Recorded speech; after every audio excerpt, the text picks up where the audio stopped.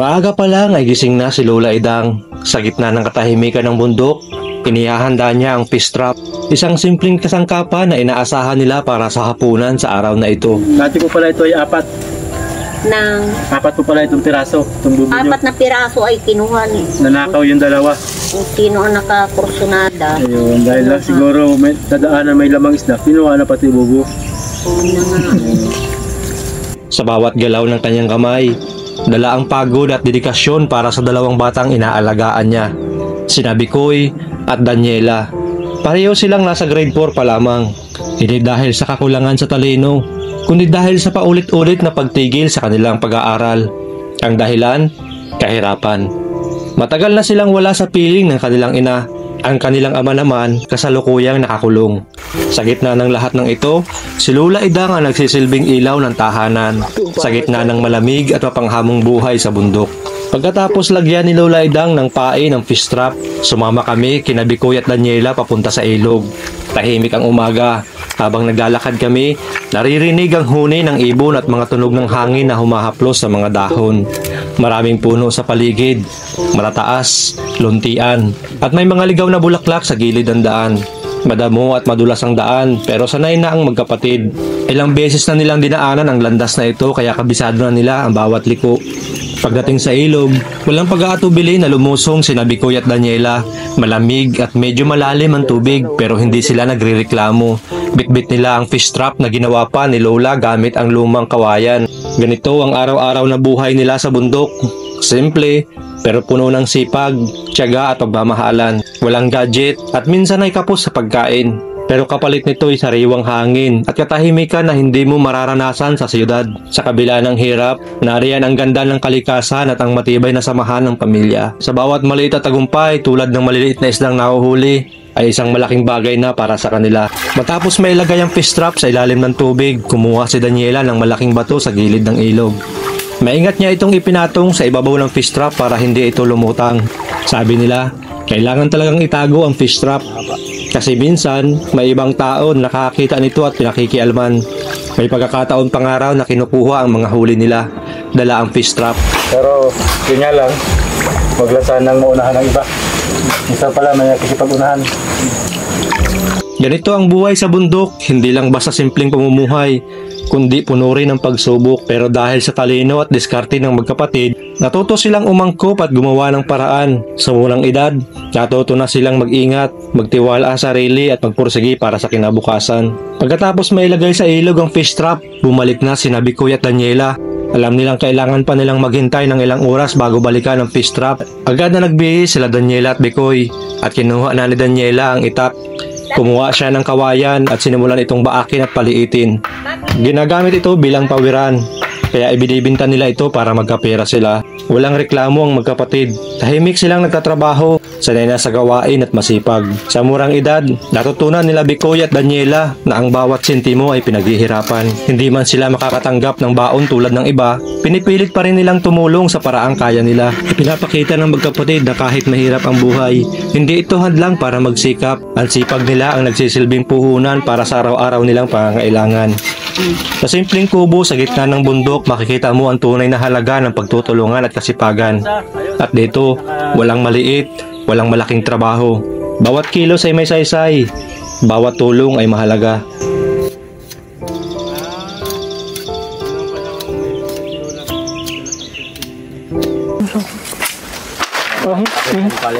Malakas to, ayun. Aba. Tinuturture pala muna yan bago dinideliver kasi pinahirapan kayo makaganti man lang. Ayun. Talagang sanay na sa Bikoy Ayos. Marunong na. Alam na ang totoong buhay. Patrinig talaga ni Lola Idang. Maraming salamat nga po pala sa aming mga sponsor na nagpadala ng tulong sa kanilang maglolola. Ito na po, ibigay po natin sa kanila. Ito. Sige, kay Daniela natin papahawakan. Sige, bitawan muna yan, Ning. Daniela. Ito. Bali, ang sponsor po nito ay si Sir Paul and Babil of Maryland at si Sir Fred. 1, 2, 3, Oy, 4. Ayos lang nila. Oo. Yan na yan, 4,000. 5, 6, 7, 8, 9, 10, 11, 12, 13, 13,100. Ayan. Galing po yan, yung 7.5 po galing kay Sir Paul and Mabel of Maryland, USA. At kay Sir Fred naman po yung 5,600. Maraming salamat po sa inyo, ma'am at sir, sa kabaitan nyo kasi pakalaking tulong po yan sa kanila. Lalo na din kay Nanay Idang sa kanyang kasipagan para hindi naman si Nanay Idang yan kayod marino para lang mabuhay itong dalawa. Ano gusto mong sabihin, Daniela, kay Sir Paul at kay Fred? Thank you po sa nagbigay po ng tulong po para sa amin. Thank you din po sa Wildlife Age na tumutulong po sa amin. Sa lahat pong tumutulong, higit po kay Ma'am Mabel at Sir Paul. Sir Paul ng Kay- Maryland at saka po Kay Sir Fred. kay Sir Fred. Maraming pong salamat sa mga kaawang tulong ninyo sa aming mag-aapo. Ano pong plano nyo dyan, Nanay Idang? Sabi ko nga, dahil pinaayos ko na nga yung aking fruit blender. Apo. Ngayon kakong bakasyon, pag bakasyon itong mga bata, ay papapag-anuhin ko ng project muna dyan sa labasan. Yung pong ibinigay sa akin nung nakaraan na Apo. 6,000, ibinigay ko po yung 1,000 dito sa dalawang bata, tig 500. Bumili sila ng tig-isa nilang chinilas. Apo. Saka kung anong mga gamit yata nilang pang-personal. Apo.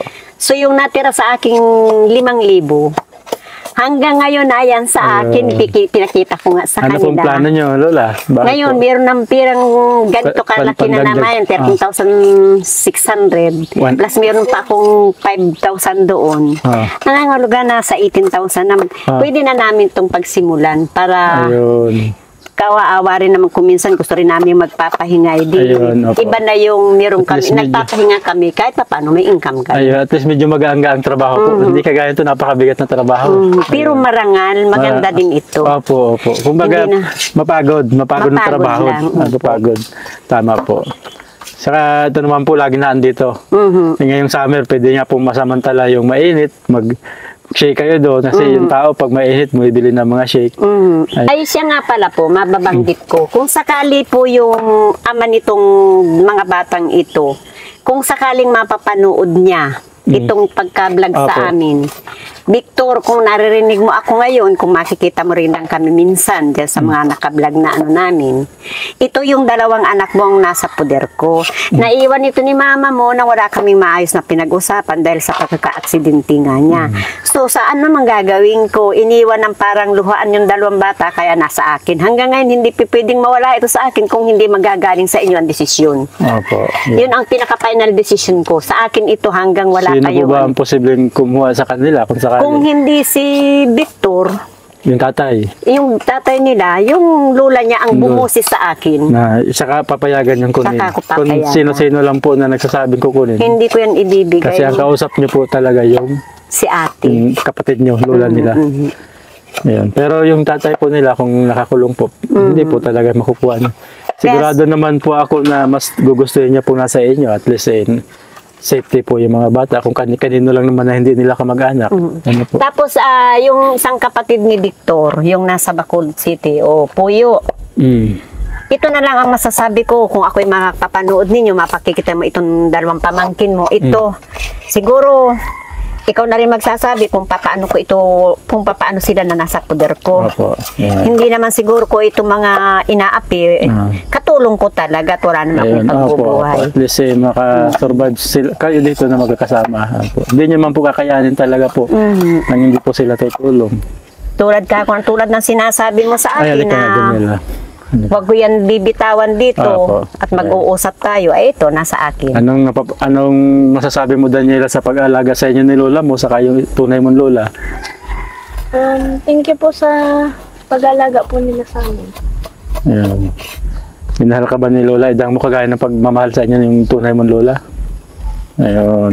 Ate Tin, kung ako'y Alam mo ba mapapanood mo, Alam mo ba yung pag-aalaga sa iyo ni lola mo mas matimbang kumpara kay doon sa tunay niyong lola. Kasi si lola nyo, Lola Edang, hindi nyo talaga tunay na lola. Pero minamahal niya kayo, nalagaan niya kayo. Ibig sabihin nun, tunay yung pagmamahal niya sa iyo, hindi lang dahil sa pagiging kadugo. Talagang nagmamalasakit siya sa inyo. Ano? Kaya ang totoo, kumbaga, yung sakripisyo ni Lola Edang ay tunay na sakripisyo po yun. Hindi dahil sa pananagutan nyo, kundi dahil sa pagmamahal nyo dito sa mga bata. Kahit pa paano medyo malayo nyo ng kadugo, pero pinakita nyo yung pagmamahal nyo sa kanya.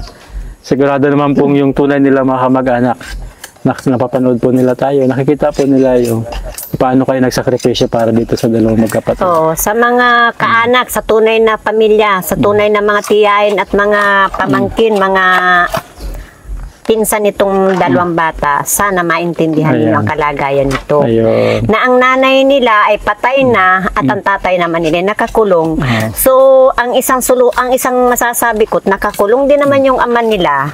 Talagang kulang na kulang at hinahanap siguro nila ang pag-aruga ng isang magulang. Kaya kung ang iniisip ninyo ay parang itinatago nitong dalawang bata na parang sinasabing wala silang magulang, hindi ganun. Opo, ayun. Wala kaming sinabing wala itong magulang. May ama nga sila, nakakulong naman. Totally, so parang talagang walang magagawa. Ayun, tama po. Pray na lang sa Panginoon na sana makalaya rin ka ko yung ama nito. Makapiling naman itong dalawang bata. Simula't simula naman, maliit pa nang mawalan sila ng malayo sa pag-aaruga ng tunay na magulang. Tapos yung nanay, maaga rin nawala. Kaya, ayun. Muling isinuot ni na Daniela at Bikoy ang nabasaan nilang damit kanina at kaagad na tinungo ang fish trap na iniwan nila sa ilog at umaasang may isda silang pagkasaluhan mamayang hapunan. Buti, mukha namang wala nakialam.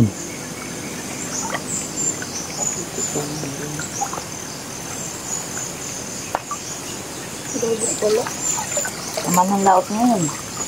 Walang wala. Ha? Wala. Aba?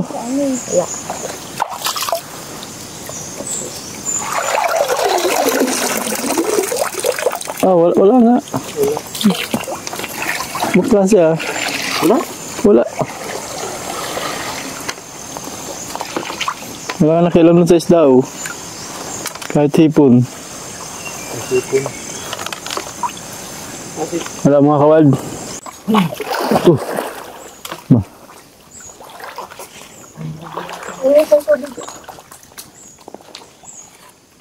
Asan ba yung ano dito?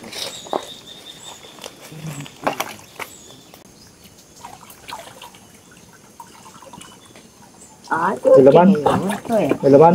Ha? Nalaga. Meron? Meron. Pas.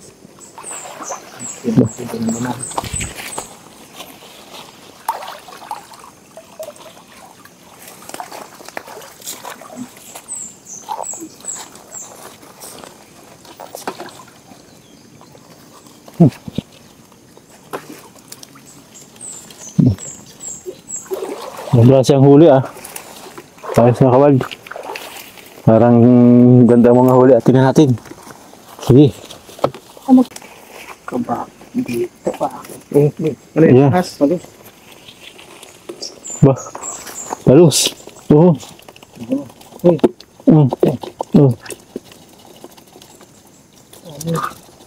Kalo mo daw. Ano yung isa? Mayroon pa? Oh, may pa ah. Liga. Uy! Uy!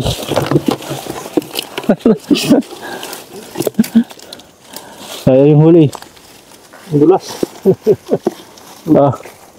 Pati palaka. May ano. Kabakab. Kabakab yan ko yung kinakain Ano to? Palaka. Oo. Kabakab. Ayun. Kunyan tumago. Dalag, oh. Yan di ko yung inarin sa umaga. Settle. Palos, ah. Dalawang palos. Dalawang palos, dalawang dalag. Isang palaka. Isang palaka, oh. Para sa tatlo. Tatlong vlog mo yun. Ilang dalag? Tatlo. Tatlong dalag, oh. Hindi pa kalakihan, ano, pero, ano, palos. Dalag, tatlo. Ayun. Ayos ah. Okay ah. Pwede na. Tingnan natin yung isa. Tingnan natin yung isa.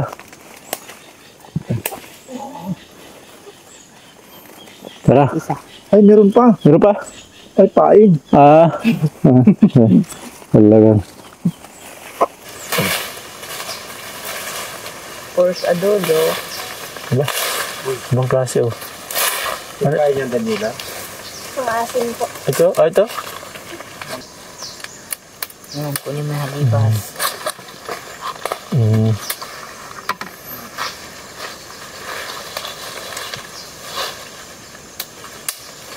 Mando natin. Ito, ano yung Daniela? May lang sila po. Yun.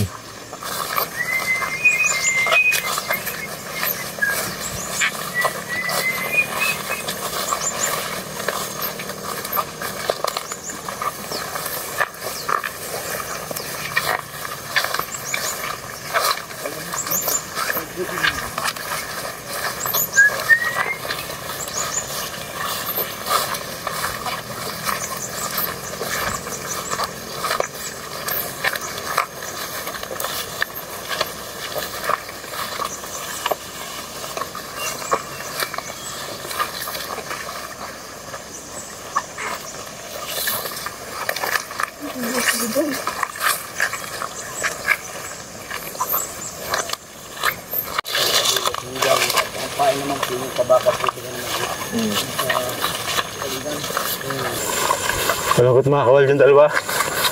Wala daw kasing huli yung isa. Marami-rami daw sana makahuli nun.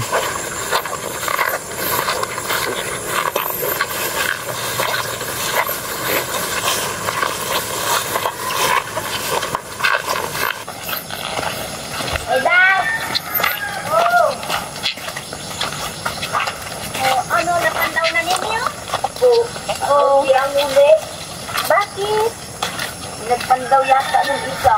Bakit? Ah, Kalutang. Malungkot tuloy si Bikoy. malungkot si Bitoy. Malungkot po. Wala Ayan po. kayong mauulam. Ay, ang lidiit. Maliit po yan. Yan, mga maliit. Mahuli yan, malalaki eh. Oo. Oo. Oh, so. Ala, kagating kayong Daniela. Ano ba yan? Ano na yan? Nakakit po yan. Ala ka, kagating yung kamay. Ay, ano yan? At ay! Nagkalatig. Hinaragnan! Ano yan? Ay! Takot eh. Oh, yan. Pula ka oh. Ayun. Yan. Ay! Ay! Parang kayokin! Ay! Ay, parang ahas! Nanay, kilala niyo po yung tao na yan, kinuha Daniela. Ay, lupas! Diba so, tingnan natin. Aanin mo naman na yan, Daniela. Nagkuha ka ng ganyan. Wala ka namang nahuli. Gul na yan. Sana nakuha Ayan, kaya Kawal. marinig Pakita na natin yung nahuli. Ito naman yung talbos. Pakita natin. Hindi Ayun. naman na yan. Pwede yung nilak. Ang titigas na yan. Ay. Mga Kawal, ang kanilang, no, ito po ang nilalakad nila araw-araw, papasok. Lalakad sila dito sa bundok palusong. Kaya malayo nilalakad nila pag pumapasok. Mabuti ngayon, medyo uminit na, natuyo na itong daan nila. Pag maulan, nakatsinilas lang kayo palabas. Kaya, bumuti na ang panahon dito mga Kawal.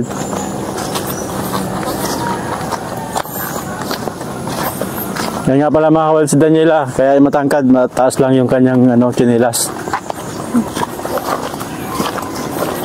Kaya nagmukhang maliit lugod si Bikoy.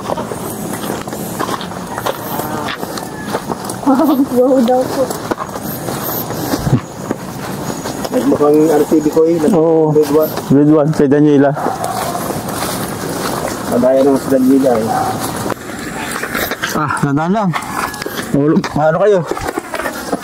Palusong talaga sa bundok.